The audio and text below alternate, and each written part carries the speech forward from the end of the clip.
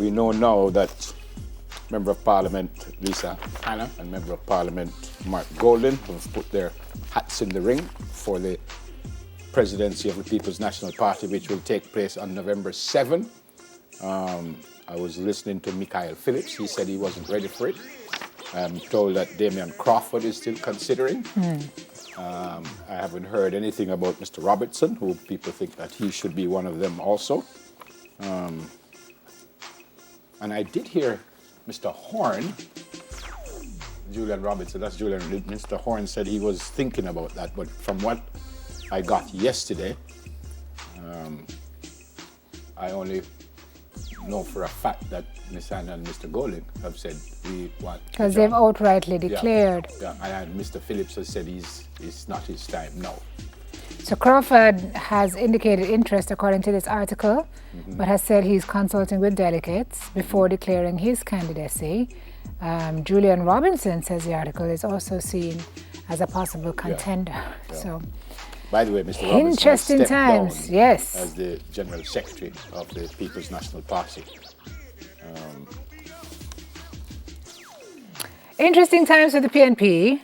A leaked poll conducted by Don Anderson, published in the Sunday Gleaner, shows that among the 14 PNP MPs, 34% of respondents believe Hanna is best suited to lead the PNP. Interesting. Golding was 8 percentage points behind, followed by the outgoing Gen Sec, Julian Robinson, with 14%.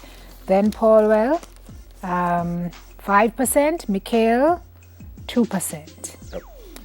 Now the headline in the paper says November 7 battle. Hanna says she's a warrior in warning shot to Golding.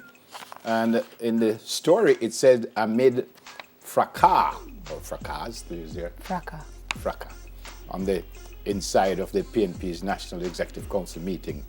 Yeah, here things got pretty heated. Tense and heated, yeah. Yep. She says, and I quote, Miss Hanna, I'm a warrior, I'm a frontline girl, and a girl that when it comes to standing on the front line for Jamaican people, that's me. Nothing in my life has ever been easy, but you see all the people here and all the people in Jamaica. My courage puts me on the front line. And the women were chanting, we say Lisa. Where was it? This is at the meeting? Yesterday, yeah. So she said that inside the meeting? Yep. Well, this is at the story. It's a report. So it's to the report, I suspect. Oh, wow. But Sim, you're right. Interesting times. That November 7, we will find out. And I suspect you're going to have probably a couple more contenders. I think so. Yeah. I think if Crawford gets into this, it gets really interesting. Yeah. And if Julian jumps in, it gets even more. And it was interesting to see who came in. With whom? With whom. Yes. That was interesting. Yes. Yes. See who is supporting. Of course, Mr. Bunting has already said he's supporting Mr. Golding. That's no surprise.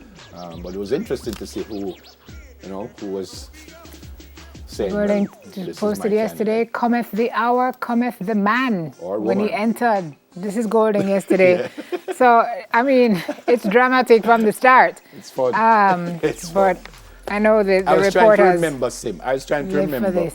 And I remember interviewing Mr. Siaga, the late Mr. Siaga, about this. The first time Mr. Holness got the presidency, I can't remember them, the JLP having a public contest. The very first time he got it. I know after that, when he lost the election, I know Mr. Shaw had put his hat in the ring. This is after he succeeded Golding? Yeah.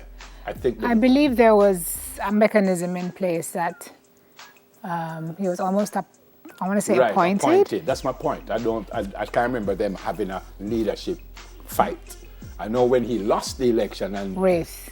But I was wondering if that should happen now, that the delegates should just come together and say, all right, we want Sheffield, and I think that's the way it was done. I know there was one voice, I believe it was Venetia, last night, who was posting some stuff to say she was very, loquacious in the meeting. She was suggesting that no, it's not the time to be changing leadership because you don't want to lose in a general election and then have the new leadership lose in a local government election because that's a double whammy for the party. Yeah. She thought the timing of this was bad, but apparently she says, nobody really wanted to hear what she was saying. And so, I mean... You're right. This is usually... Yeah, man. You're right. Trust me. You're right. Interesting times. And again, it was interesting for me to see who walked in with whom. Mr. Paulwell, some people suggested, I think I saw a letter to the newspaper that said, don't leave out Mr. Paulwell. But I'm not certain if he's interested.